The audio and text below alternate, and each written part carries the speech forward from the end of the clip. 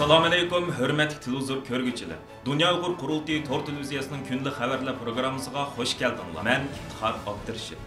Hörmətli görürmənlər. Tövəndə diqqətinizlər günlük xəbərlər proqramımızın təfsilatı bolsun. 11 Avgust Kommunizm Qurbonlari Xotira fondining rasmiy tor betida Amerika Moliya ministri Janet Yellen va Amerika Tashqi ishlar ministrligi Antony Blinkenga yo'llangan bir birlashma maktub e'lon qilingan. Mazkur birlashma maktubga Kommunizm Qurbonlari Xotira fondi, Dunyo Uyg'ur Qurultayı, Uyg'ur harakati tashkiloti va Uyg'ur kishilik huquq qurilish qatorliq 56 tashkilot imzo qo'ygan bo'lib, Xinjiang soxta hujjatlar orqali aniqlangan Uyg'urlarga yurgizilayotgan irqiy qirg'inchilik jinoyati uchun jazolanishga tegishli Xitoy amaldorlarining doirasini texmo kengaytirish talab qilingan. Xinjiang soxta hujjatlari Washington shahridagi Kommunizm Qurbonlari Xotira fondi tarafidan bu yil 24-may e'lon qilingan bo'lib, mazkur maxfiy hujjatlar Xitoy davlat raisi Xi Jinpingning Uyg'urlarga yurgizilayotgan ziyonkashliklarning bosh qo'mondoni ekanligini oshkorlab bergan edi.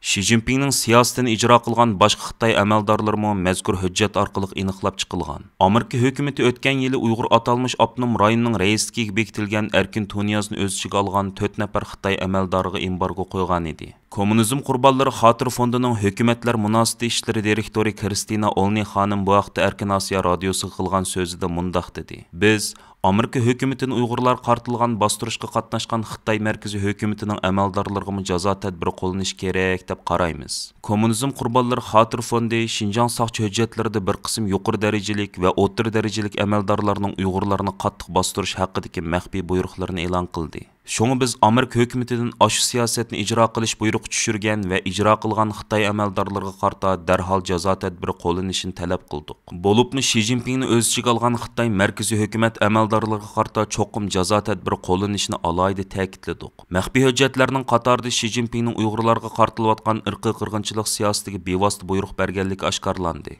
Xinjiang soxta hujjatlar oshkorlangani 60 kundan oshdi. Qirg'inchilikqa qo'l tiqqan Xitoy markaziy hukumatining yuqori darajali Xitoy amaldorlari haqida isbotlar to'liq. Shundaqla 2020-yili ma'qullangan Uyg'ur kishilik huquq qonunini o'z ichiga olgan Amerika hukumatining qonunlariga asoslangandimi, Sharq Turkistondagi bostirishlarga qarta jazo tadbiri qo'llanishi kerak. Shunga biz Amerika hukumatidan bu jazo tadbirini kechiktirmasdan yurgizishini talab qildik. Amerika Tashqi ishlar ministrligining bayonotchisi 24-may kuni Xitoyning Uyg'urlarga elib borgan qabih zo'ravonligini ayblab, biz Xinjiangdagi yig'ilish lagerlari haqida e'lon qilingan xabarlar va suratlardan cho'chib ketdik. Bu xabarlar Xinjiangdagi qabih zo'ravonlikni ko'plagan dalillar bilan texmo cho'nqur isbotladi degan edi. Mazkur birlashma maktubga imzo qo'ygan Dunyo Uyg'ur Qurultayining raisi Dolqin Aysa apandi bu vaqtda to'xtalib mundaq dedi. Uyg'urlarga yurgizilayotgan irqiy qirg'inchilik bevosita qo'mondonlik qilgan Xi Jinpingni o'z ichiga olgan Xitoy markaziy hukumati amaldorlariga Amerika hukumatining jazo tadbiri qo'llanishi zarurdir. Kristina Olni xonim Uyg'urlarga yurgizilayotgan irqiy qirg'inchilikni to'xtatishda Amerikaning ittifoqdoshlarining va boshqa davlatlarning Amerika bilan bir safda turishining zarurligini ta'kidlab mundaq dedi. Biz faqat Amerika hukumatini bu jazo tadbirlarini qo'llanishga chaqiriq qilibla qolmasdan, balki yana Amerikaning ittifoqdoshlarining Amerikaga o'xshash tadbirlarni qo'llanishga chaqiramiz. Biz G'arbdagi barliq davlatlarni va shundaqla G'arbdagi barliq korxonalarni Uyg'urlarning bostirishga qatnashgan Xitoy markaziy hukumatining amaldorlarini jinoiy javobgarlikka tortish sepiga qo'shilishga chaqiramiz. Amerika hukumati Uyg'ur majburiy amkining oldini olish qonunini yo'lga qo'ydi. Korxonalar Uyg'ur majburiy amkiga chetishlik mahsulotlarini Amerika bozoriga kirgizolmaydi. Yevropaning shuningga o'xshash qonunlarni yo'lga qo'yishiga chaqiramiz. Yevropadagi bir qism davlatlar bu sapga qo'shilishni o'ylashayotganligini bildirishdi. Kommunizm Qurbonlari Xotira fondi Yevropadagi davlatlardan harakatga o'tishni talab qilyapti. Birlashma maktubning oxirida Amerikaning Xitoy amaldorlariga yer shar Magnitskiy qonuniga asosan qattiq jazo yurgizish orqali agar Beijing 1948-yildagi irqiy qirg'inchilikning oldini olish ahdnomasiga xiloflik qilsa, dunyoning qarab turmaydiganligidek kuchli signalni beradiganligini ta'kidlagan. Yaponiya Uyg'ur jamiyatining Yaponiyadagi Uyg'urlarni qo'llayotgan siyosiy partiyalar va yerlik ommaviy tashkilotlarning hamkorligida 2021-yil 2-oyda butun Yaponiya miqyosida boshlatgan Uyg'ur irqiy qirg'inchiligini anglatish faoliyati izchil davom qilmoqda. Uyg'ur irqiy qirg'inchilikka qarshi namoyish, ko'rgazma, axborot e'lon qilish va muhokama yig'inlari o'tkazish qatorliq ko'p xil shakllarni o'z ichiga olgan mazkur faoliyat boshlangandan buyon Yaponiya Uyg'ur jamiyatining fidokor a'zolari o'xshamaydigan 30 o'lka va shaharda 100 maydondan ko'proq faoliyat olib bordi. bарды. Faoliyat jarayonida Xitoyning irqiy qirg'inchiligi bayon qilingan jami 100 ming atrofida tashviqot varaqchisi tarqatdi. Shu qatorda 13 avgust shanba kuni Yaponiya Uyg'ur jamiyatining uyushtirishi bilan Tokio shahrida yaqinda oshkorlangan va dunyoda zo'r ta'sir paydo qilgan Xinjiang soqchi hujjatlari haqida maxsus muhokama va axborot e'lon qilish yig'ini o'tkazildi. Yaponiya Uyg'ur jamiyatining raisi Abdukerim Abdurahmon, muavin raisi Xalmat Rozaxon, bosh kotibi Ahmadjon Letib va Yaponiya Uyg'ur jamiyatining hay'at a'zosi Saud Mehmet afandilarning riyosatchiligida o'tkazilgan mazkur yig'inga Yaponiyadagi har qaysi sohalarning vakillari taklif qilindi. Yaponiya Uyg'ur jamiyatining bosh kotibi Ahmadjon Letib afandi yig'inda Xinjiang soqchi hujjatlarining asosli mazmuni haqida tafsiliy ma'lumot berish bilan birga Xitoy hokimiyatining Sharq Turkistonda Uyg'urlarni asos qilgan yerli xalqlarga qarta rehimsizlik yurgizayotgan irqiy qirg'inchiligining hozirmi ham izchil davom qilayotganligini, bu xil irqiy qirg'inchilikqa qo'mondonlik qilayotganlarning dal Shi Jinpingning boshchiligidagi har darajalik Xitoy amaldorlari ekanligini, shunga xalqaro jamoatchilikning cho'qim ularning jinoiy javobgarligini surishtirishi lozimligini ta'kidlab o'tdi. Yig'in maydonidan stansimizning maxsus ziyoratini qabul qilgan Yaponiya Uyg'ur jamiyatining bosh kotibi Ahmadjon Letib afandi bu haqda ma'lumot berib mundaq dedi. Bugun Yaponiya Uyg'ur jamiyati shu Yaponiyada cho'ng jurnalistlar, siyosiyonlar, barliq muhim siyosiy temalarda, xalqaro temalarda maqolalarni e'lon qilib turadigan Seyron deydigan bir oylik jurnal bor. Shu jurnalninki bosh muharririni taklif qilib, bu jurnal bir yildan buyon har oyda 2-3 Uyg'urlarga ziyonkashlik uchrashi ahvolini izchil besib kelayotgan, hozir 1 yil davom qildi. 30 odamning hikoyasini anlatdi. Endi shu munosabat bilan bunun 1 yillarni xotirlash munosabati bilan ham 5-oyda yangidan oshkor bo'lgan ichki hujjatlarniki tafsilotini yaponiya o'qirmanlar bilan o'rtoqlashish maqsadida bugun Yaponiya Uyg'ur jamiyati va shu Seyron degan oylik jurnalniki bosh muharririni taklif qilib, andan 2 Uyg'urni guvohlikka taklif qilib, shu Uyg'ur masalasiniki, Uyg'ur qirg'inchiliginiki amaliy ahvolini va Yaponiyadagi Uyg'urlarning ziyonkashlik uchrashi ahvolini ko'pchilikka bir o'rtoqlash maqsadida bu simpozium muhokama yig'ini uyushtirdik. Bugun Yaponiyada qattiq yomg'ir yog'yapti, tayfun qilyapti deydi. Shunday bo'lishiga qaramay, hozir zalga ham ko'p sonda odamlar kirib o'tirib bo'ldi. Bu faoliyatimizniki Uyg'ur masalasini anglashda texnik yana bir holat Uyg'ur ko'rsatishda ahamiyatli bir faoliyat bo'lishini umid qilib bugun yig'ilib o'tiribmiz.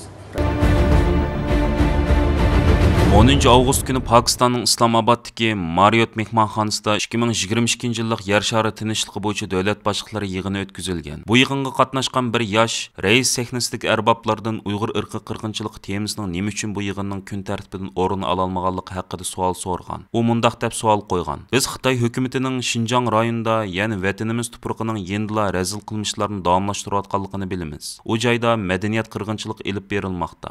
Xitoyning terrorizmga qarshi turish bahonasida yerli xalqlarning diniy e'tiqodini butunlay cheklab, ularni lagerlarga qamab, kommunizm ideologiyasi orqali ming ilib berayotganligini, ularning avlodlarini o'ziga o'xshash qilib o'zgartib chiqish uchun turli urinishlarda bo'layotganligini bilamiz. Holbuki Pokistonga vakil bo'lib bu masalani o'tirib qo'yishga hech kim jur'at qilib baxmadi. Nima uchun bu masala hozirgacha o'tirib qo'yilmaydi? Shundaqli mushundaq muhim yig'inlarning kun tartibiga kirgizilmaydi. Yer shari tinchlik yig'inining to'r betida bu yig'inning ko'p tarafli suhbat orqali yer miqyosida tinchlik barpo qilish, xalqaro jamiyatga halqiliq masalalarni hal qilishda chora izlaydigan bir munbar ekanligi ko'rsatilgan. Mazkur yig'inda Uyg'urlar haqida yuqorqi savolni tashlag'uvchi yosh, buningdan dal 2 oy ilgari beshiga Uyg'ur do'ppisini kiyib, Sharq Turkiston bayrog'ini ustiga ortib o'zi o'qiyotgan Islomobodlik Pokiston davlatlik ilm-fan va texnologiya universitetida Xitoy o'quvchilari tomonidan uyushtirilgan Tangzongzu bayram faoliyatini buzgan Muhammad Osman Asad ismli kishi ekan. Pokistondagi har xil sahna va fursatlarda Uyg'ur masalasini anglatishga tirishib kelayotgan pokistonlik yosh Muhammad Osman bu haqda Erkin Asiya radiosi qilgan so'zida o'zining qandoq jur'atga kelganligi haqida to'xtalib mundaq dedi. Men bu xalqaroliq muhokamaning ichildiganligini anglab, yig'inda Uyg'urlarning ovozi bo'lishni va savol so'rashni niyat qilgan edim. Yer sharida tinchlikni ilgari surishni maqsad qilgan mushundaq muhim xalqaroliq yig'inda Uyg'urlar haqida biror temaning kun tartibidan o'rin olmaganligi g'azabimni qo'zg'adi. Men fursat kutib, yig'in raisining keyindan so'z qilgan takliflik so'zchi Karachidagi cho'ng universitetidan kelgan dongliq kishilik huquq mutaxassisi Said Muaz Shahning so'zidan keyin uningga shundoq deb savol qo'ydim.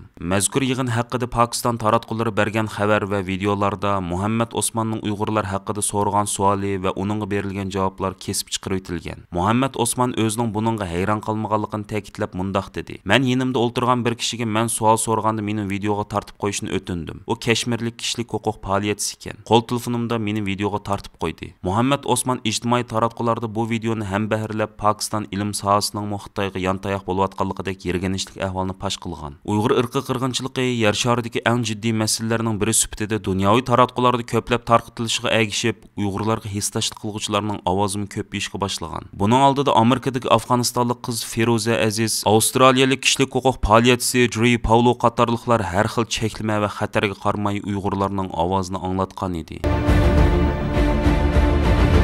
Bu ay bo'lsa xalqaro kishilik huquq tashkilotlari va chet eldagi Uyg'urlar uchun muhim bir ay bo'lib, hammaylan BDT kishilik huquq oliy komissari Michelle Bacheletning Sharq Turkiston haqidagi kishilik huquq dokladini e'lon qilishini taqozolik bilan kutmoqda. Bu yil 6-oyda BDT kishilik huquq oliy komissari Michelle Bachelet va'da berib, 4 yillik vazif muddatini oyoqlashtirish oldida, ya'ni 8-oyning 31-kundan ilgari Sharq Turkistondagi kishilik huquq ahvoli haqidagi dokladni e'lon qilganligini bildirgan edi. Amerika ovozida berilgan bu xabardan ma'lum bo'lishicha, BDT kishilik huquq oliy komissari ishxonasining bayonotchisi Liz Trussell, biz burun aytgandek BDT kishilik huquq oliy komissari bu oyning oxirida vazifasidan ayrilishdan ilgari bu dokladni e'lon qilishga va'da bergan degan. U yana Michelle Bacheletning 5-oyda Xitoyga ziyoratga berish Sharq Turkistondagi kishilik huquq ahvolini tekshirish emas, balki mazkur doklad e'lon qilinishidan ilgari Xitoyning fikrini elish va bu dokladni o'rtaq fikr asosida yangilash edi degan. Yaqindan buyon Xitoy kundalik gazeti qatorliq hukumat taratqullari bu dokladning e'lon qilinishini to'sish g'arazida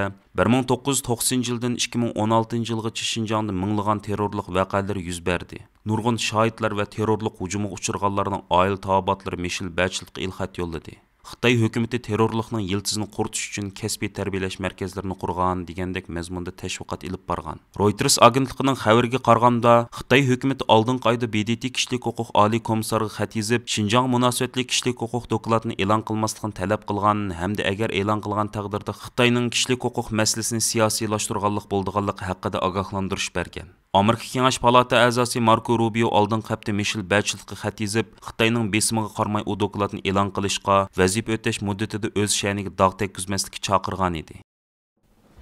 Aziz ko'rurmanlar, yuqorida diqqatingizga Dunyo Uyg'ur qurultiyi to'rt televiziyasining kundalik xabarlar programmasini sundik. Keyin qitimliq sonimizda ko'rishayli. Aman bo'lgaysizlar. Stansimizning YouTube kanaliga a'zo bo'lishni unutmang. Xayr xo'sh.